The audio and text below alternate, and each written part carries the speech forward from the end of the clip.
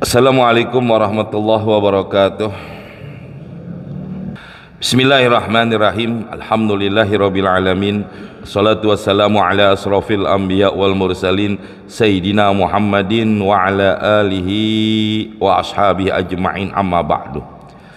Ayyuhal hadirun wal hadirat rahimakumullah. Bapak-bapak, ibu-ibu, saudara-saudara jamaah yang dimuliakan Allah Subhanahu wa taala. Alhamdulillah, subuh ini Allah kumpulkan kita di Masjid Al-Mubarakah dalam rangka kita thalabul ilmi. Mudah-mudahan kumpulnya kita mendatangkan rahmat dan maghfirah dari Allah Subhanahu wa taala. Amin ya rabbal alamin. Kita lanjut pengajian kita dalam kitab Kifayatul Akhyar. Bismillahirrahmanirrahim. Wa yustahabbu ayya umma bita'ziyati ahlal mayyiti saghirahum wa kabirahum zakarahum wa insahum. Wa yustahabu, dan disunahkan, ayya umma, secara umum, bita'ziyati, untuk bertakziah, ahlal mayyit, kepada keluarga mayit. Secara umum disunahkan bertakziah kepada keluarga mayit, baik yang meninggal itu saghirahum, anak kecil, wa kabirahum, yang udah dewasa, zakarahum, laki-laki, wa insahum, perempuan. Jadi umum, siapa aja yang meninggal, maka buat kita, tetangga, saudara dan lain sebagainya, disunahkan bertakziah ya kepada ahlil mayit atau kepada keluarga mayit. Naam, kata pengarang kitab, naam, itu pendapat benar, tapi la yu'zasyabatu, tidak disunahkan bertakziah asyabah, yaitu perempuan yang masih muda, syabah, perempuan muda, illa mahramaha, kecuali dibarengi dengan mahramnya. Kalau memang dia punya bapak sama bapaknya, kalau emang dia belum nikah berarti ama saudaranya juga boleh. Yang penting dia takziah jangan sendiri. Ya, kalau perempuan muda janganlah dia bertakziah kecuali ada mahramnya. Supaya apa? Supaya tidak timbulnya fitnah, supaya tidak timbulnya kecurigaan dan lain sebagainya. Ya. Karena yang kedua, takutnya selain itu juga, selain takutnya fitnah, mereka juga tidak mendapatkan ya apa-apa nanti dari takziahnya. Kenapa? Karena timbulnya daripada perkara haram. Jadi dosa malah perempuan yang masih muda bertakziah kalau sendirian. Sendiri ya. Bagaimana kalau sama teman-temannya? Artinya teman-teman yang sebaya, seumuran, silakan. Ya, jangan sampai dia cuma sendiri. Kalau dia berdua, bertiga, itu diperbolehkan. Mahram namanya itu. Jadi mahram itu bukan harus dari keluarga doang, bapak atau saudara atau suami. Termasuk mahram adalah seumuran mereka, sederajat sama mereka. Yang penting dia bertakziah tidak dalam keadaan sendiri begitu. Lebih dari sendiri boleh seperti itu. Ya. Wal aula, yang paling utama, ayyakuna qabla dabni, bertakziah itu sebelum dikuburkan mayit. Jadi semayit sebelum dikuburkan disunahkan untuk bertakziah, karena tujuannya takziah adalah menghibur daripada keluarga yang meninggal, untuk menghilangkan daripada kesedihan daripada keluarga tersebut. Alasannya, li'annahu waqtu syiddatil hazni, karena pada sebelum dikuburkan itu adalah waktu yang sangat sedih bagi keluarga. Ya, dengan sebab kita datang, saudara datang, teman datang, tetangga datang, sehingga apa? Menghibur kepada keluarga yang ditinggal mati. Itu alasannya. Watakunu, dan hendaklah ada takziah itu fi salasati ayam, maksimal sampai 3 hari. Ya, berarti hari ini dia meninggal, berarti kan hari ini juga dikubur, lusa, besok, lusanya, sampai 3 hari kesunahannya. Ya. Tapi umumnya orang kita bertakziah sampai kapan? Sampai biasanya ya sehari itu doang sebelum dikuburin. Setelah dikuburin tidak ada lagi yang takziah, kecuali kalau keluarganya jauh, ya keluarganya di luar kota, dia baru dapat kabar setelahnya, itu lain urusan. Ini kalau dia tahu, ya maksimal orang bertakziah itu sampai 3 hari. Ya, alasannya kenapa? Li'anna quwwatal hazni, karena sesungguhnya kekuatan sedih itu la tazidu 'alaiha, tidaklah lebih dari 3 hari fil ghalib, pada umumnya. Ya. Jadi kalau hari pertama sedih, hari kedua masih sedih, kenapa? Masih ingat. Hari ketiga masih sedih, hari keempat, kelima dan berikutnya itu udah mulai berkurang kesedihannya. Ya, kekuatan daripada sedihnya udah mulai melemah. Makanya disunahkan bertakziah itu sampai 3 hari. Ya, beda Pak Bu dengan yang namanya apa? Kalau kita kan ada orang ngundang arwahan hari pertama, kedua, ketiga sampai seminggu, itu bukan takziah namanya. Kita berdoa buat si mayit, bukan bertakziah kepada yang hidup. Kalau takziah ini kan maknanya kita menghibur yang hidup, bukan yang meninggal. Kalau yang meninggal itu kita bacain tahlil, doa dan lain sebagainya. Itu namanya kita mengadain tahlilan hari pertama, kedua sampai ke-7 dan berikutnya sampai 15 hari atau 40 hari atau berapalah gitu.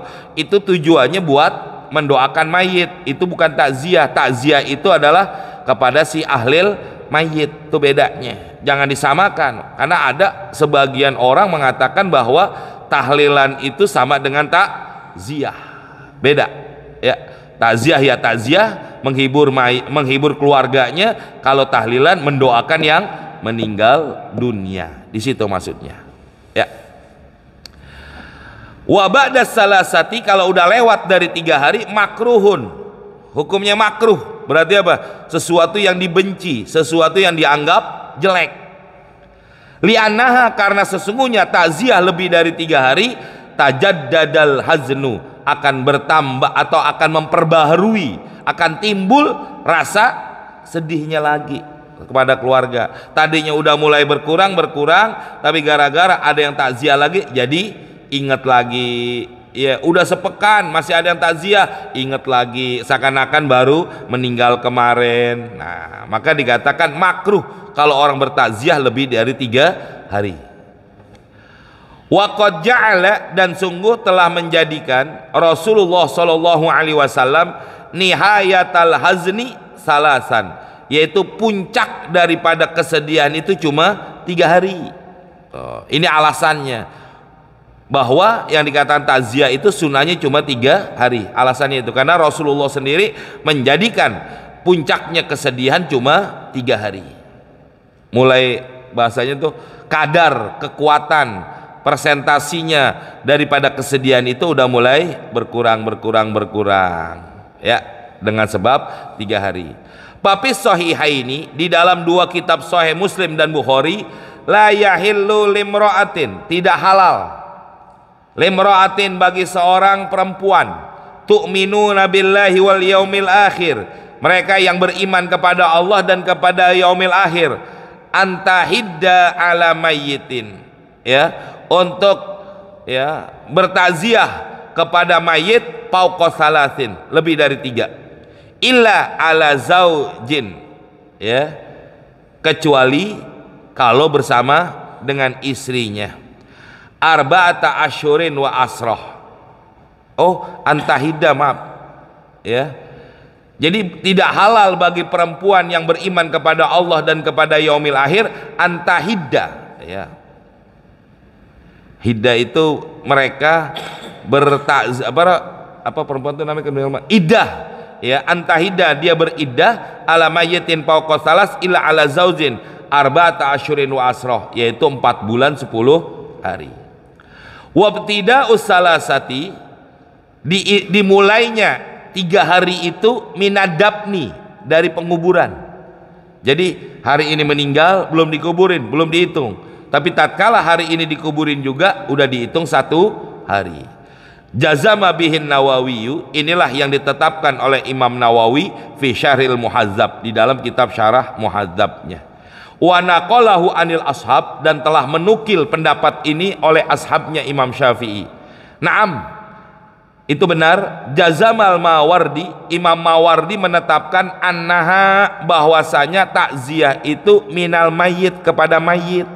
Oh, beda lagi nih pendapat. Imam Nawawi, Imam Syafi'i mengatakan takziah itu kepada ahlil mayit, tapi Imam Mawardi mengatakan takziah itu kepada mayit. Wabihi, dan dengan pendapat Imam Mawardi, jazama Ibnu Rib'ah, ya, menetapkan ini pendapat oleh Imam Ibnu Rib'ah, wa sahahul Khawarizmi, dan disohehkan ini pendapat oleh Imam Al-Khawarizmi. Ya, beda-beda pendapat lah ulama, ya, tentang masalah ini takziah. Kalau dikatakan takziah kan menghibur. Kalau menghibur itu kepada mayit, buat apaan mayit dihibur? Orang udah meninggal, nggak tahu apa-apa dan lain sebagainya. Mayit itu tinggal nunggu apa? Tinggal nunggu kiriman doa, nunggu kiriman amal-amal soleh dari yang hidup kepada yang mati. Yang perlu dihibur adalah yang hidup. Maka di sini perbedaan pendapat. Wallahu a'lam, tapi ya, inilah pendapat para ulama dengan berbagai macam alasan-alasan mereka. Wa yustasna ma idza kana al-mu'azza ghaiban. Ya. Wa yustasna, dan dikecualikan, ma idza kana al-mu'azza, manakala ada orang yang bertakziah, au mu'azzi, jangan mu'azza, yang kedua ya, mu'adzi, dan orang yang ditakziahi ghaiban, enggak ada. Fa innaha, maka sesungguhnya tamtaddu ila kudumil ghaib, diperpanjang sampai datangnya orang yang nggak ada. Maka saya bilang tadi, kalau keluarganya ada di luar kota atau bahkan di luar mana, soalnya jauh, nggak bisa hadir sampai 3 hari, dia datang baru seminggu, bahkan sebulan baru datang, boleh apa enggak dia bertakziah? Kalau memang orangnya kagak ada, boleh, ya. Jadi dikecualikan manakala yang bertakziah itu orangnya tinggalnya jauh, maka ditunggu sampai datangnya orang tersebut. Faiza qadima, apabila tuh orang sudah datang, hal tamtaddu salasati ayam, apakah diperpanjang sampai 3 hari? Am yahtassu bihalatil hudur, atau dikhususkan hadirnya dia. Ya, kan tadi dikatakan takziah itu 3 hari. Udah sebulan orang yang jauh baru datang nih, apakah dihitungnya itu ditambahin 3 hari ke depan, atau memang hari itu doang udah selesai buat dia bertakziahnya? Qalal Isna'i, ya, Imam Isna'i berkata, kalamur Rafi'i wan Nawawi, perkataan Imam Rafi dan Imam Nawawi, yuhamu masyru'iyyatu salasati inda kudumil ghaib, disyariatkan 3 hari dari sejak datangnya orang yang nggak ada, yang jauh tadi. Jadi ditambahin, jadi bukan hari ini doang, walaupun dia meninggal udah sebulan. Apakah yang dikatakan tadi dia takziahnya hari ini doang, atau sampai 3 hari ke depan? Sampai 3 hari ke depan, kata Imam Isna'i, ya, yang diikuti oleh Imam Rafi dan Imam Nawawi. Wa huwa kadzalik, demikianlah pendapatnya. Am tahtasu bihalatil hudur, atau dikhususkan pada waktu dia hadir doang, kesananya nggak ada. Qalal Muhibbut Tabri, ya, berkata Imam Muhibbut Tabri fi Syaihi Makkah, ya, Syaihu Makkah, dia termasuk guru di Mekah, lam ara fihi naqlan, ya, kata beliau, tidaklah saya melihat tentang masalah ini adanya pernukilan. Jadi artinya apa? Ya, wa zahir, jadi secara zahir masyru'iyatus salasati ba'dal hudur, disyariatkan atau ditambah 3 hari setelah datangnya orang yang dari jauh. Jadi bukan hari ini doang, walaupun udah lebih dari sebulan atau bahkan itu, ya, tetap disyariatkannya sampai 3 hari. Berarti kalau dia mau nginep ya 3 hari udah. Umpamanya dari jauh nih, datang dari luar kota, dia baru datang udah sebulan setelah meninggalnya, dikuburnya nih mayit, baru datang sebulan. Berapa hari? 3 hari. Habis 3 hari pulang, jangan tinggal di situ lagi, gitu, ya. Bagusnya begitu. Kayak sama kayak orang namu berapa hari? Tamu itu dikatakan tamu kalau 3 hari. Kalau udah 3 hari bukan lagi tamu, udah suruh cuci piring diri, makan, Ya, kalau makan masak sendiri. Kenapa? Karena udah hitungannya bukan tamu. Tapi kalau kita ya orang Indonesia, masya Allah, menghormati orang tuh lebih dari itu semua. Kenapa? Karena memang penghormatan kita kepada mereka. Kan ada kadang-kadang keluar, nggak ada, gue nungguin dah sampai umpama kalau dia mau ngadain nuju hariin, gue sampai nuju hariin dah. Tuh, ada juga yang mau ngadain apa? Udah mau tanggung nih udah sebulan, berarti kan tinggal berapa? 10 hari. Ya gue nungguin 40 hari dah, ngadain 40 hari nggak ngadain, masih berapa hari lagi? Masih 10 hari. Ya udah gue tungguin 10 hari. Secara hukum itu sudah tidak dapat kesunahannya, malah jadinya apa? Makruh. Itulah pendapat demikian. Ya, selesai bab tentang mayit. Ya, masuk kepada kitab berikutnya, Kitabuz Zakat, bab tentang masalah zakat. Selesai berbagai macam cara menguburkan, cara memandikan, cara mengkafankan, bahkan ya bagaimana cara menyolatkan daripada itu mayit. Sekarang bab berikutnya Kitabuz Zakat.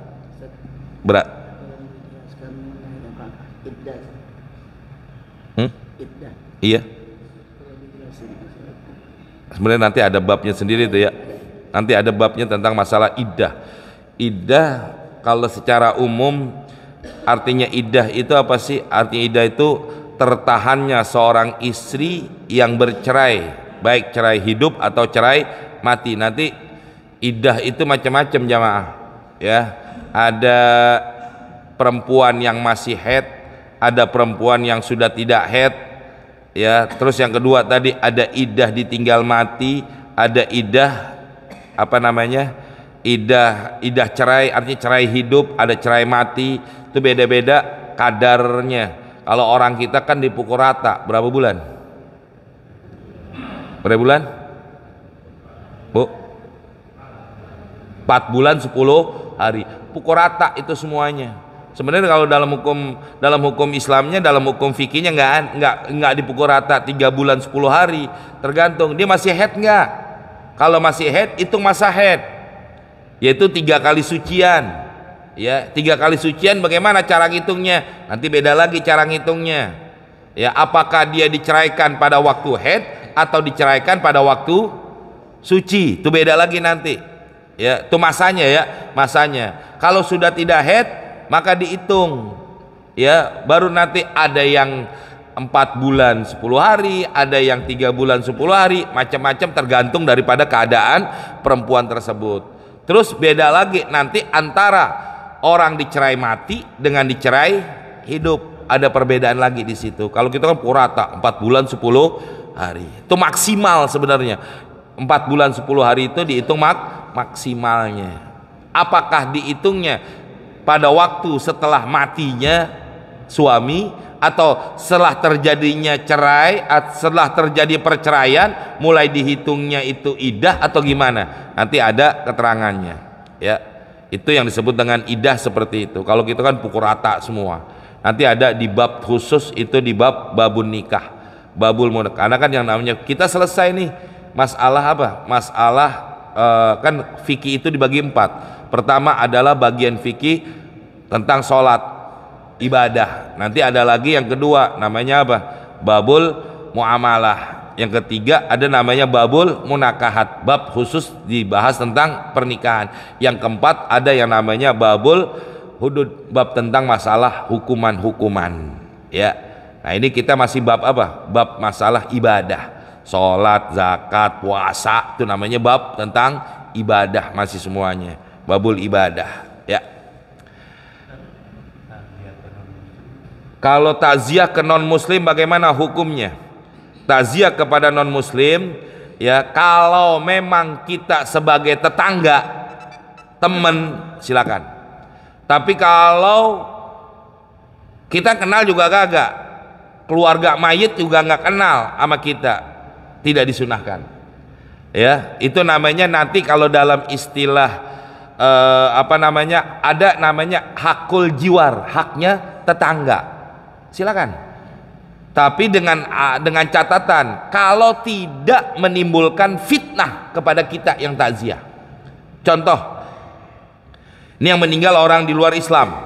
Apakah kita orang Islam boleh bertakziah? Silakan. tapi yang penting tidak menimbulkan fitnah dan tidak menimbulkan kejelekan kepada kita. Umpama nih yang meninggal orang non muslim, terus yang bertaziah siapa? Seorang ulama, seorang kiai atau tokoh yang dihormati, dengan sebab nanti dia bertakziah akan jadi timbul fitnah kepadanya, kepada si tokohnya ini.